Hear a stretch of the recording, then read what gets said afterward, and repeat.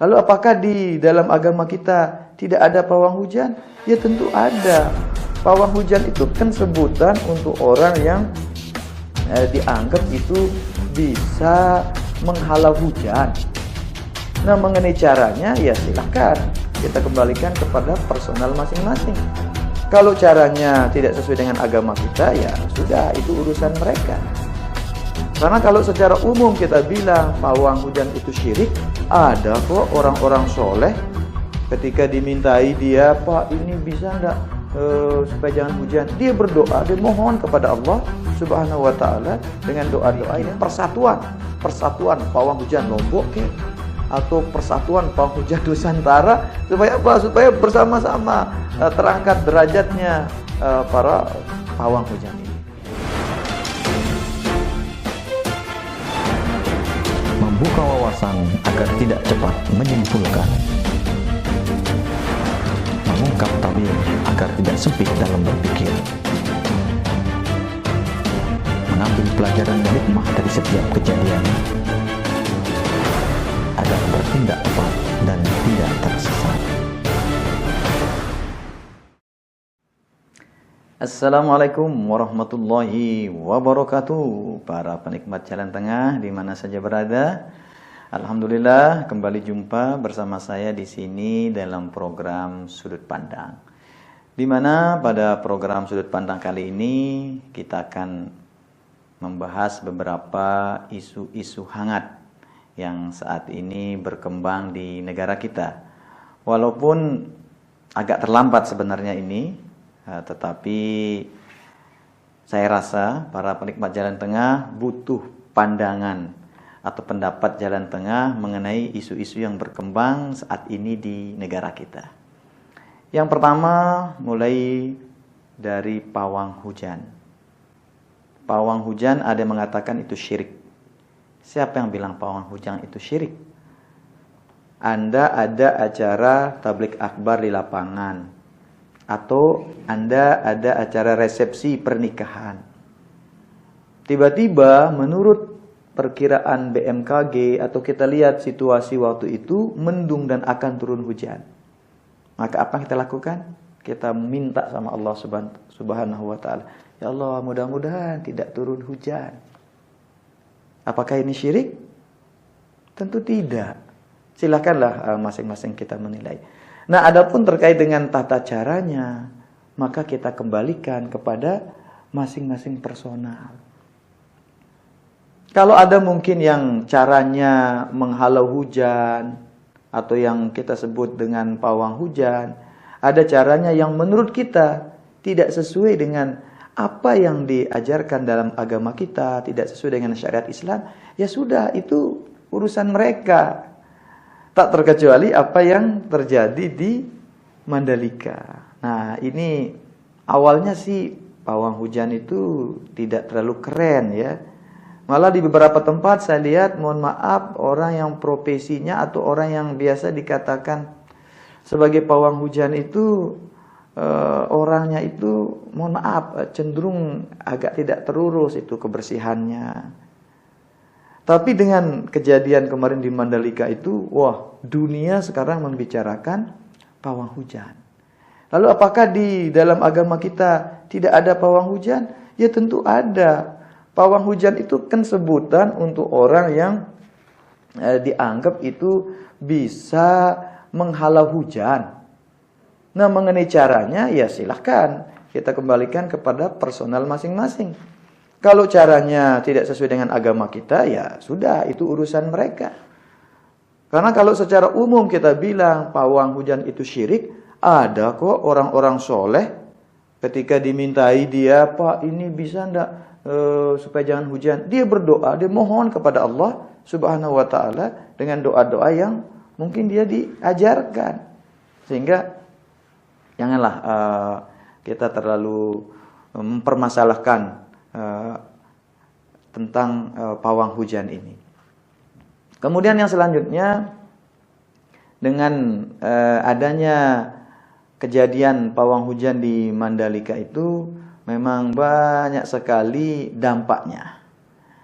Ya, salah satunya orang yang awalnya tidak percaya bahwa ada orang yang bisa mengendalikan hujan, menjadi sekarang dia ya antara percaya tidak percaya gitu.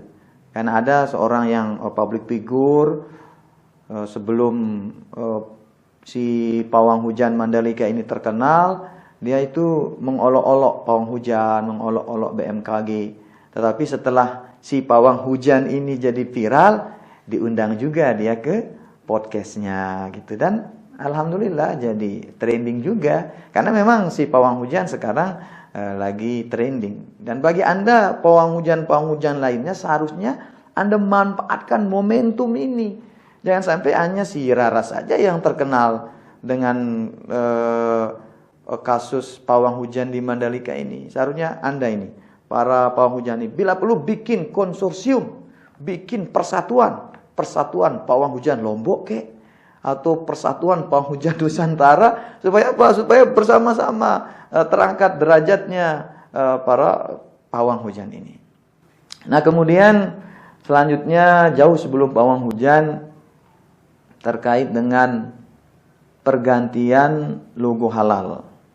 Atau ada juga yang mengartikan ini diambil alihnya pemberian sertifikat halal dari MUI oleh Kementerian Agama.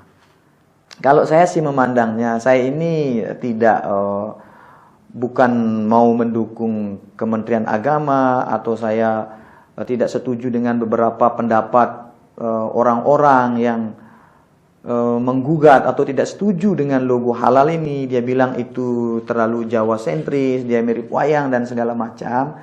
Tetapi saya pengen mengajak kita ini berpikir agak jernih. Kalau sekarang kita mempermasalahkan terkait dengan logo halal, coba tanya jujur sama diri Anda sendiri. Pernahkah Anda ketika Anda masuk restoran, ketika Anda beli makanan, nanya, ini ada sertifikat halalnya atau tidak? Jujur saja. Kalau mungkin ada iya yang nanya, alhamdulillah. Pantas sudah Anda protes kalau seumpama logo halal itu akan berganti logo dan segala macam. Tapi bagi Anda yang tidak peduli makanan yang Anda makan itu halal atau haram, loh kok tiba-tiba sekarang protes logo halal? Yang penting itu sebenarnya bukan logonya, saudara-saudaraku. Yang penting itu adalah apakah makanan ini mendapat sertifikat halal atau tidak. Lalu siapa yang berhak menentukan makanan ini halal atau tidak? Ya tentu pemerintah, karena dia punya perangkat untuk itu. Kalau kita, bisa apa kita untuk menentukan makanan ini halal atau tidak? Kecuali kita mau konsekuen, kita mau disiplin sama diri kita. Ketika kita mau beli gorengan, ketika kita mau beli bakso, ketika kita mau beli nasi goreng, ketika kita mau masuk restoran, kita nanya, ada sertifikat halalnya? Ketika dia bilang tidak ada, ya sudah, jangan makan. Apalagi sekarang ada tokoh yang mencoba, artinya mengajak masyarakat untuk tidak peduli atau tidak menerima tentang logo halal yang terbaru dari Kementerian Agama ini. Sanggup Anda nanti tidak makan, karena semua nanti logo halal itu akan berganti dengan logo halal yang dikeluarkan oleh Kementerian Agama. Dan kita bersyukur kalau seumpama Kementerian Agama mengambil alih pemberian sertifikat halal ini. Masalah logonya seperti apa, yang penting makanan itu halal. Banyak saya lihat di tempat-tempat kita, atau Anda lihat di tempat-tempat Anda, pengusaha-pengusaha yang tidak peduli untuk mengurus sertifikat halal usahanya atau produk makanannya. Alasannya karena kita sebagai umat Islam tidak pernah mempertanyakan itu.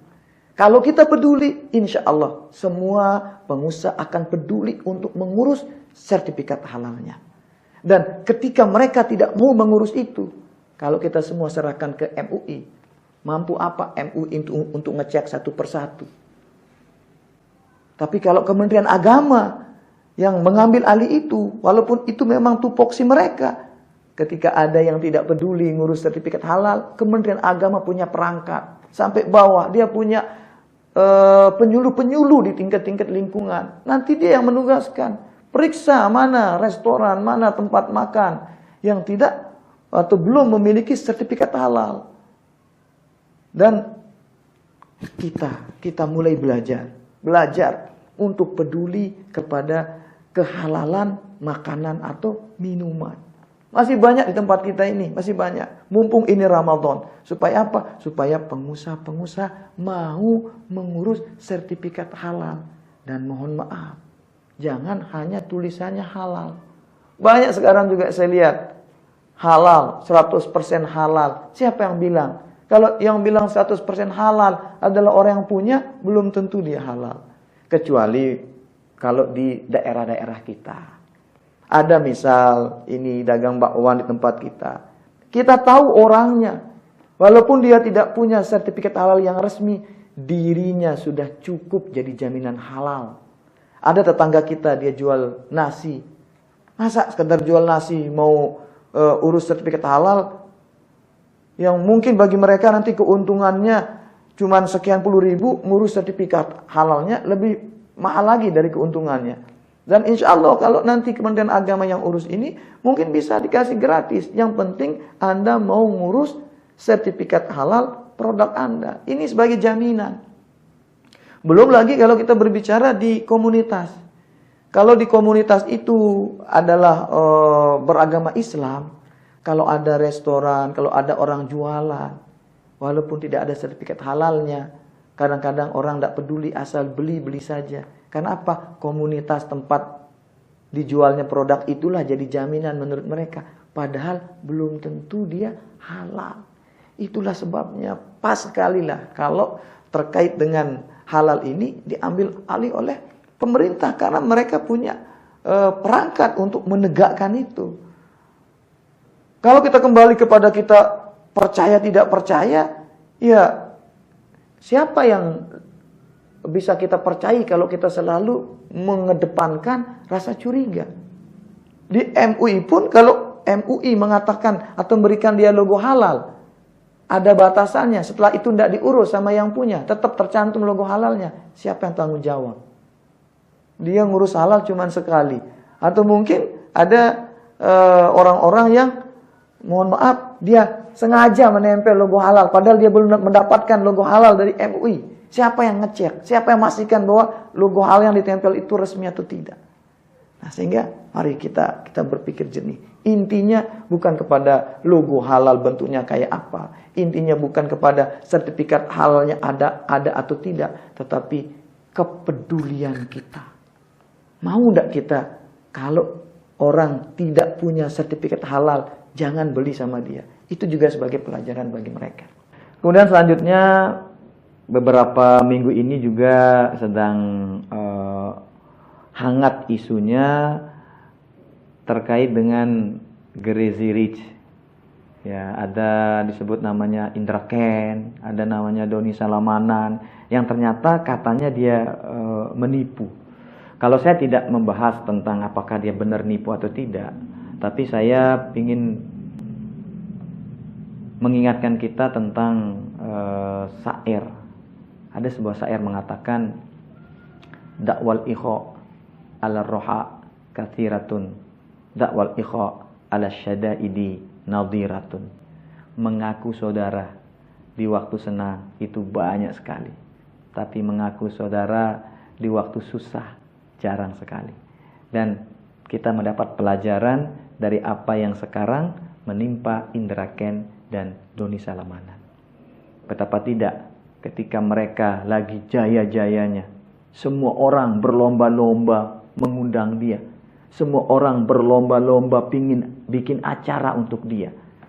Bahkan ada salah satu stasiun TV swasta bikin acara khusus untuk orang-orang seperti mereka, atau yang disebut dengan Crazy Rich. Orang-orang yang kayanya itu gila. Banyak public figure mengundang dia. Ketika Anda jaya, Indra Ken, Doni Salamanan, orang semua pingin bersahabat dengan Anda. Pingin Anda itu sebagai tamunya. Tapi ketika Anda dapat masalah, semua orang nyesel mengundang Anda.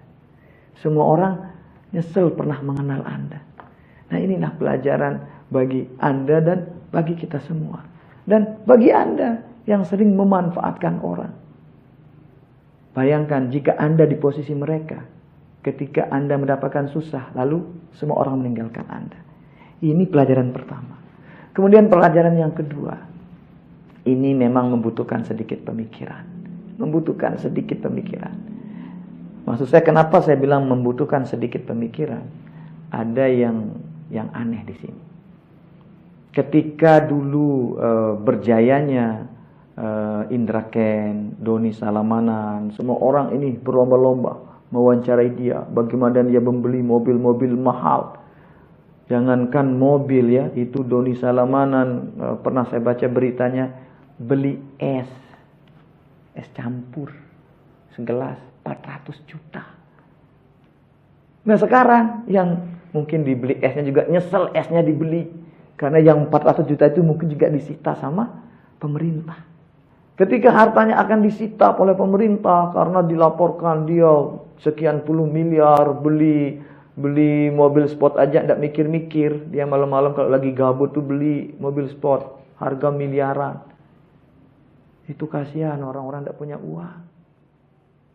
Nah sekarang semua itu dikatakan hanya skenario, hanya by design, hanya sandiwara. Supaya apa? Supaya hartanya si Indra Kents ini tetap selamat. Artinya berhenti dia diburu oleh aparat hukum. Karena mengatakan, oh ternyata semua itu adalah sandiwara. Tidak benar, dia orang kaya.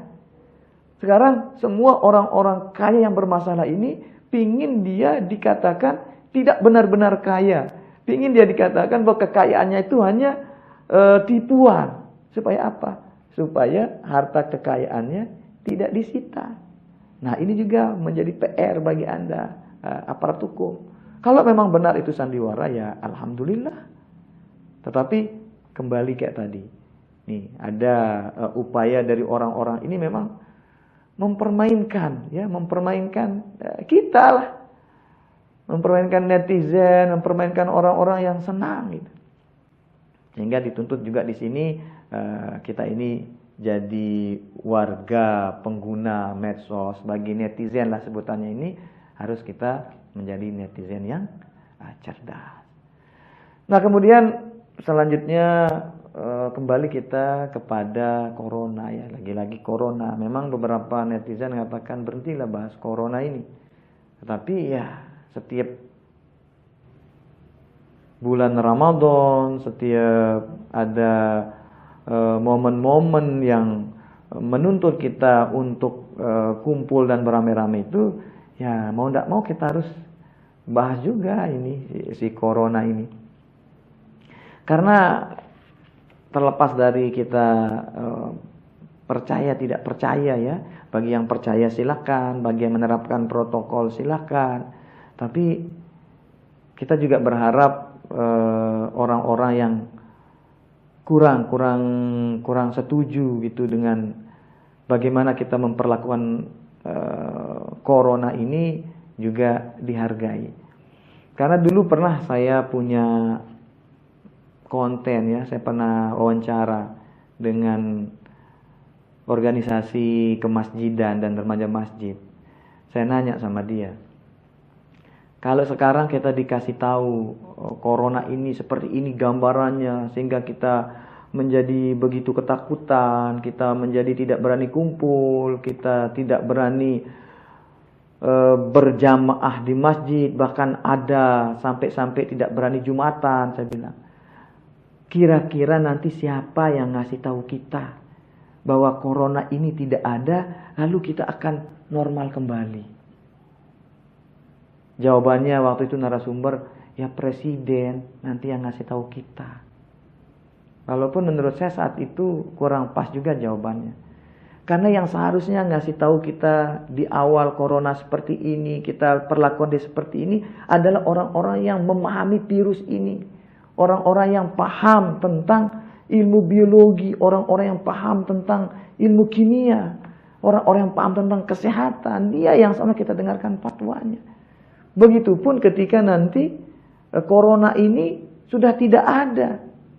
Masa nanti yang kita dengar fatwanya itu orang yang tidak paham kesehatan, orang yang tidak paham tentang virus, ketika beliau bilang, oh sekarang corona tidak ada, rame-rame kita percaya corona tidak ada. Coba tidak usah nunggu dulu, kita hidup normal saja. Kita mengatakan bahwa ya corona itu sudah tidak ada.